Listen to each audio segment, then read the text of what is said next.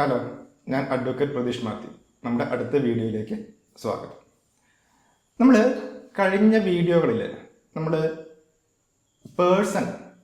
Personality എന്ന് പറയുന്ന രണ്ട് ലീഗൽ കോൺസെപ്റ്റുകൾ അത് നമ്മൾ നോക്കി, എന്തൊക്കെയാണെന്ന് നോക്കി.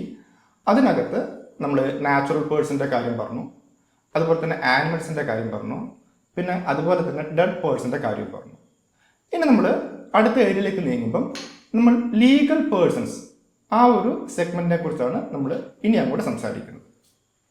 എന്താണ് ലീഗൽ പേഴ്സൺ? ഇപ്പം നാച്ചുറൽ പേഴ്സൺ എന്താണ് എന്ന് നമുക്ക് പ്രകടമായിട്ട് അറിയാം, ഹ്യൂമൻ ബീങ്സ് എന്ന് പറയുന്നത്. ലീഗൽ പേഴ്സൺ എന്ന് പറഞ്ഞാൽ നമുക്ക് എങ്ങനെ ഡിഫൈൻ ചെയ്യാം?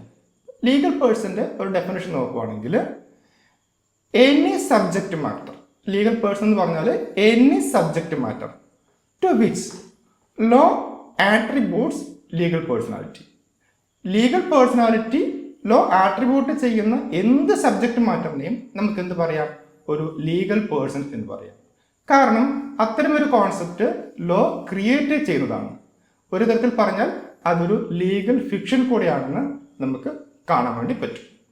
അപ്പം ഏതെങ്കിലും ഒരു കാര്യത്തെ, ഇപ്പം ഒരു കമ്പനി ആയിക്കൊള്ളട്ടെ, അല്ലെങ്കിൽ ഒരു ഡേറ്റ് ആയിക്കോട്ടെ, ഇങ്ങനെയുള്ള കാര്യങ്ങളിലേക്കൊക്കെ ലോ എന്ത് ചെയ്യുന്നു? ഒരു പേഴ്സണാലിറ്റി ആട്രിബ്യൂട്ട് ചെയ്യുന്നു. അതുകൊണ്ട് നമ്മൾ അതിനെല്ലാം ലീഗൽ പേഴ്സൺസ് എന്ന് പറയുന്നു. അപ്പം അവിടെ ഏതെങ്കിലും ഒരു കാര്യത്തെ ഒരു പേഴ്സണിഫൈ ചെയ്യുന്നു, അല്ലെ? പേഴ്സണിഫിക്കേഷൻ, പേഴ്സൺ എന്ന് പറയുന്ന ഒരു രീതിയിലേക്ക്, അതിനെ മനസ്സിലാക്കുന്ന രീതിയിലേക്ക് ലോ അതിന് ചില ഫീച്ചേഴ്സ് ഒക്കെ കൊടുക്കുന്നു. അങ്ങനെ ലീഗലി ലോ ഒരു പേഴ്സണെ ക്രിയേറ്റ് ചെയ്യുന്നു. അതാണ് ഇവിടെ സംഭവിക്കുന്നത്. നമുക്ക് നോക്കാം, ഇങ്ങനെ ലോ എന്തിലേക്കാണ്, അല്ലെങ്കിൽ എന്ത് രൂപത്തിലേക്കാണ്, അല്ലെങ്കിൽ എന്ത് വസ്തുവിലേക്കാണ് ഈ പേഴ്സണാലിറ്റിയെ ആട്രിബ്യൂട്ട് ചെയ്യുന്നത്, ആ കാര്യത്തിനെ നമുക്ക് കോർപ്പസ് എന്ന് പറയാം. അപ്പൊ കോർപ്പസ് എന്ന് പറഞ്ഞാൽ എന്തിലേക്കാണ് ലോ ലീഗൽ പേഴ്സണാലിറ്റി ആട്രിബ്യൂട്ട് ചെയ്യുന്നത്, അതാണ് കോർപ്പസ് എന്നറിയപ്പെടുന്നത്. ഇനി ലോ ആട്രിബ്യൂട്ട് ചെയ്യുന്നത് എന്താണ്? ഒരു പേഴ്സണാലിറ്റി എന്ന് പറഞ്ഞാൽ വില്ല് ഓഫ് എ പേഴ്സൺ, ഒരു പേഴ്സന്റെ വില്ല് ആണ് കോർപ്പസിലേക്ക് ലോ ആട്രിബ്യൂട്ട് ചെയ്യുന്നതിന്. അതിനെ നമുക്ക് ആനിമസ് എന്ന് പറയാം. അപ്പം കോർപ്പസ് ആൻഡ് ആനിമസ്, ഈ രണ്ട് കാര്യങ്ങളാണ് ഒരു ലീഗൽ പേഴ്സന്റെ ക്രിയേഷന്റെ ഭാഗമായിട്ട് ഉണ്ടാവുന്നത്.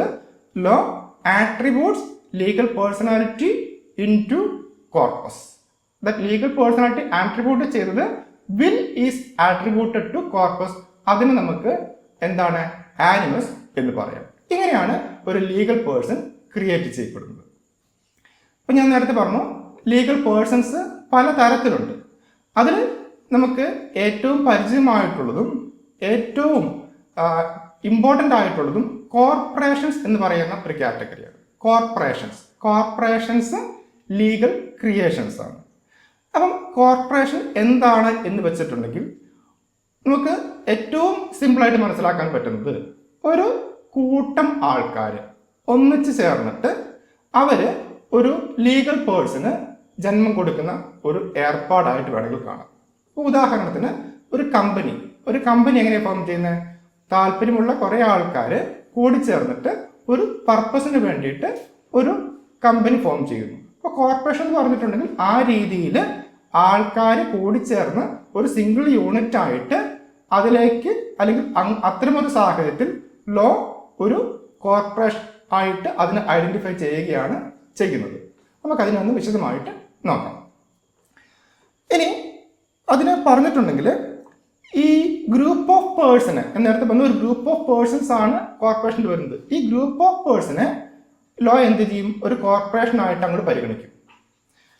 അങ്ങനെ പരിഗണിക്കുമ്പം നമുക്ക് ഈ കോർപ്പറേഷൻ എന്ന വാക്കിനെ രണ്ട് രീതിയിൽ മനസ്സിലാക്കേണ്ടതുണ്ട്. ഞാൻ പരിഗണിക്കുമെന്ന് പറഞ്ഞപ്പോഴും ഇതിനെ രണ്ട് രീതിയിൽ മനസ്സിലാക്കേണ്ടതുണ്ട്. അതിൽ ഒന്നെന്ന് പറഞ്ഞാൽ എന്താണ്? കോർപ്പറേഷൻ അഗ്രിഗേറ്റ് എന്ന് പറയുന്ന രീതി, അല്ലെങ്കിൽ കോർപ്പറേഷൻ സോൾ എന്ന് പറയുന്ന രീതി. അപ്പോൾ കോർപ്പറേഷൻ അഗ്രിഗേറ്റ് ഉണ്ട്, കോർപ്പറേഷൻ സോൾ ഉണ്ട്. ഈ രണ്ട് രീതിയിലാണ് കോർപ്പറേഷൻ എന്ന് പറയുന്ന വാക്ക് മനസ്സിലാക്കേണ്ടത്.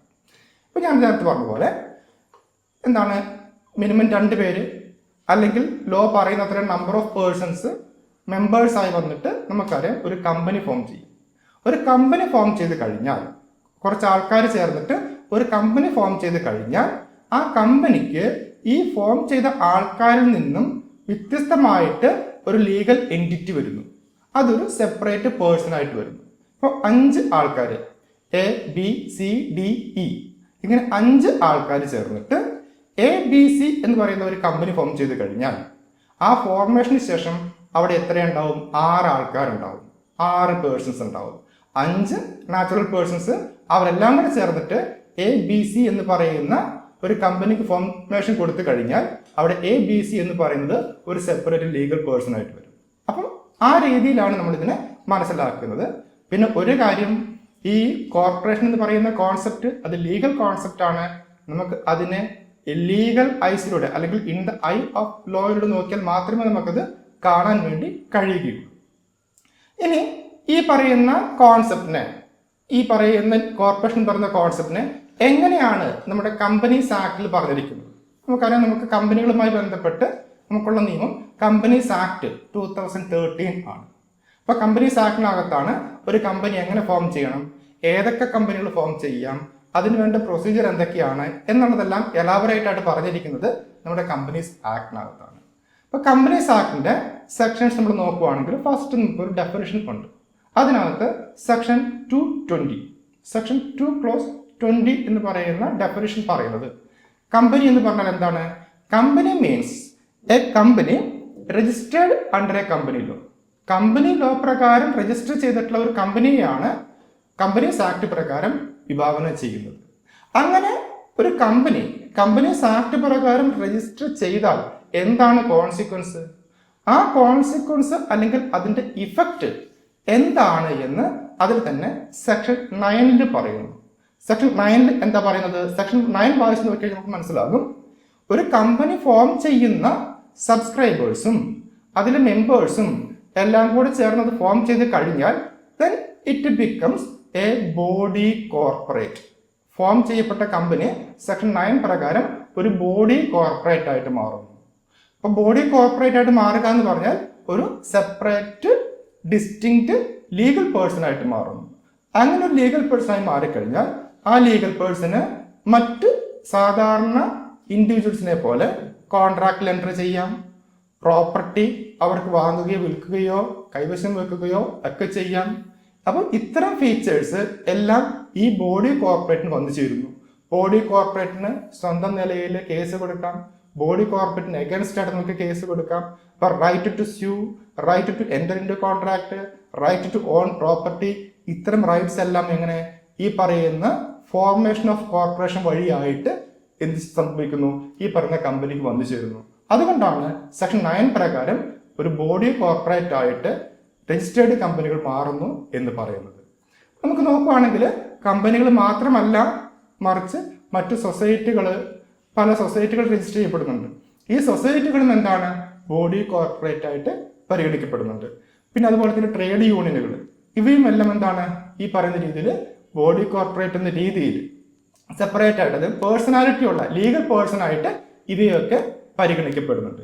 അപ്പൊ ഏതൊക്കെ കാര്യങ്ങളെ ആണ് ബോഡി കോർപ്പറേറ്റ് ആയിട്ട് പരിഗണിക്കുന്നത് മനസ്സിലാക്കണമെങ്കിൽ ഓരോന്നിന്റെയും നിയമങ്ങൾ എടുത്ത് നോക്കേണ്ടതുണ്ട്. ഇപ്പൊ ട്രേഡ് യൂണിയനുമായി ബന്ധപ്പെട്ട കാര്യങ്ങൾ എടുത്ത് നോക്കിയാൽ മാത്രമേ ട്രേഡ് യൂണിയൻ ഈ പറയുന്ന പോലെ ഒരു ബോഡി കോർപ്പറേറ്റ് ആണോ അല്ലയോ എന്ന് പറയാൻ പറ്റുള്ളൂ, ലീഗൽ പേഴ്സൺ ആണോ എന്ന് പറയാൻ പറ്റുള്ളൂ. സൊസൈറ്റിയുമായി ബന്ധപ്പെട്ട നിയമങ്ങൾ പരിശോധിച്ചാൽ മാത്രമേ നമുക്ക് എന്ത് പറ്റുള്ളൂ? സൊസൈറ്റീസ് ഒരു ബോഡി കോർപ്പറേറ്റ് ആണോ എന്ന് പറയാൻ പറ്റുള്ളൂ.